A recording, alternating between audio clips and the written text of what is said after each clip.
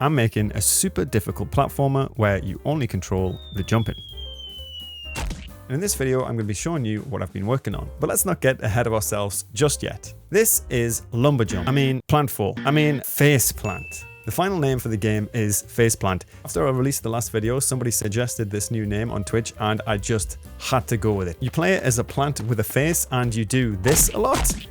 Come on. Wishlist now on Steam. And speaking of names, the plant with a face still doesn't have a name. I asked you for some suggestions and I was absolutely blown away by all your creative ideas. If the plant is falling, why not call it autumn? Floppo. He looks like a spring leaf to me. Floa. The little flower gives me Bebo vibes. Call him Harold. Name that little plant field. Name idea, clone, plant plus John. Sunny. Sunny. Sunny.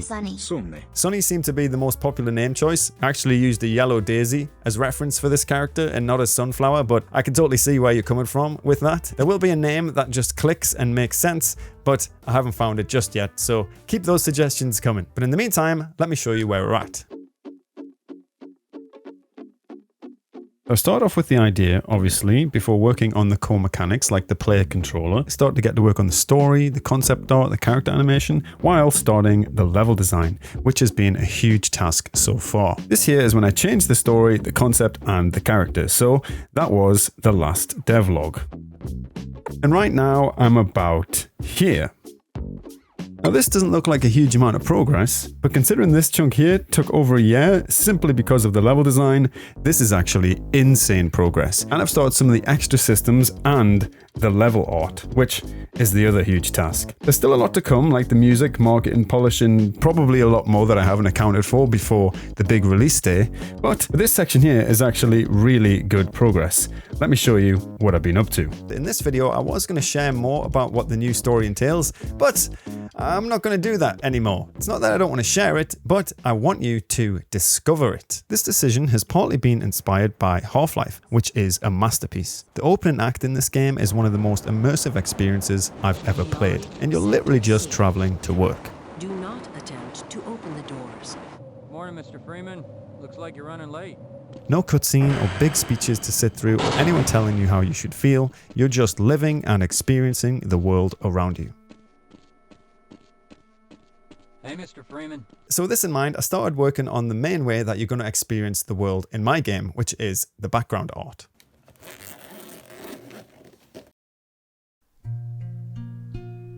The opening of this game is when our plant character awakens in a mess on the floor in this huge seed vault. Above you there are shelves with layers and layers of lifeless plant pots as you spring into life.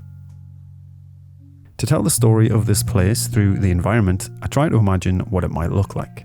A semi-sterile lab setting, clean but still kind of worn, with valves, pipes, vents and science equipment everywhere.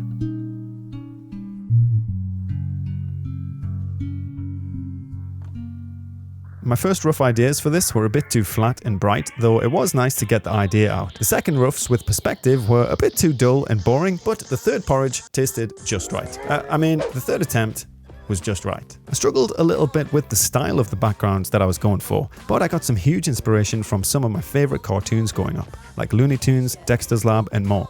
In this attempt, I added some simple perspective. The use of perspective in a flat 2D space will give more depth and make the area feel more alive, even though in the game, you're basically just running along a straight line. I learned some of these techniques when analyzing Blasphemous, actually. You can check out my game art analysis video to learn more on this. I put these sketches in the game to test them out, and I'm pretty happy with how they look. There's no color yet, but that's for good reason. As I mentioned, my two main tasks are level art and level design. I made this checklist in Notion to track my progress. So far, I have about 52 individual screens planned. So rather than finalize the artwork one at a time, I'm going to work my way through the checklist from sketch to color to final to make sure everything is cohesive before making any final touches. I'll explain more about my process for level art in a future video, but with only 4% of it complete right now, trust me, there's a lot more of this to come. As for the level design, I'm about 67% of the way through, which I'm actually super happy with. I've been working on the level design for over a year, and recently I've been making great progress. I finally finished designing this super difficult cloud jumping area, which is undoubtedly the hardest area so far, with some of the most brutal falling punishment. And I'm currently working with portals. It's been really interesting trying to iron out the bugs and issues with these as a design, but there's still a long way to go with them. I might be a lot further with the level design actually, but I've been procrastinating by testing out some new mechanics suggested by you and the Twitch chat. Moving platforms. It's a common thing in platforming games. It's all about the timing, right? You jump on at the right time and you jump off at the right time in order to make progress on the level. In a typical platformers, this is fine because you control when you attempt to enter and exit the platform. But in my game, you are constantly moving. There's this awkward balance between trying to ensure you approach and exit the platform at the right time because you can't control when you approach. I found it to be really unpredictable and frustrating in a way which I just don't think is fair. I want to avoid that at all costs in a skill-based game like this. Sometimes an idea sounds great on paper until you try it out. You find actually that it's not fun or it doesn't work with what you're trying to achieve. But exploring is worth it anyway because it can help you discover what is fun, which in this case was the bouncing momentum you get when you exit the platform at the right time. Obviously it's too random to implement with the moving platforms, but if you take away the movement, you're left with springs, which are super fun. These are very simple, but it's a nice way to change up the feeling of the game with added verticality and different range jumps, where it's still important to be in control of your jump height. It might sound like I know what I'm talking about here, but I really have no clue. I actually stream a lot of this process on Twitch. Come on, 2 minutes, folks. 2 minutes. Let's get to the top. Final push.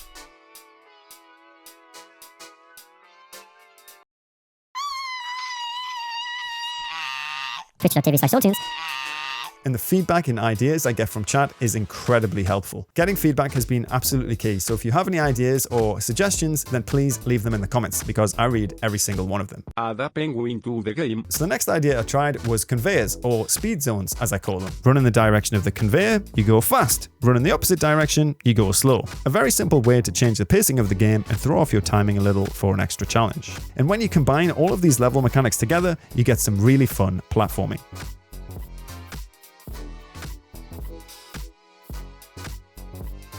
Plant trails. When you're running around this desolate lab, one of the ideas is that plants and vines will be growing in your path as you restore nature to the world. So I started to work on those plant spawning mechanics. I got them to spawn in as you run, and with some help from a shader I found, I got them swaying as well. Maybe a bit too much.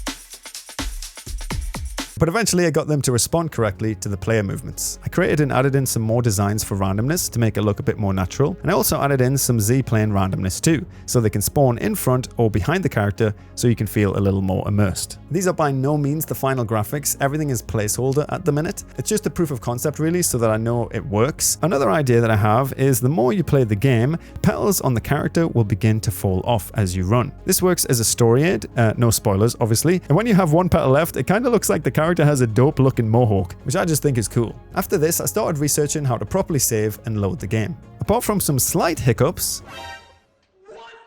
I managed to get it all working, and I made it so the game automatically saves. So whenever you close the game or go back to the main menu, it will save your progress. So if you rage quit, Alt F4 or close after falling a long distance, sorry, but when you load in the game, you will be at the place that you fell. And I obviously haven't made the main menu yet, so I started to think about the entire flow of the game with a little bit of UX design. I'm trying to keep this as simple as possible. In my first ever game project that I released called Pixel Pirate, me and my friends spent more time designing the UI and UX of the game than the actual game itself. We had this super complex store system with jail cells and you could pet the dog, and even though I'm super proud of it, it just really wasn't necessary.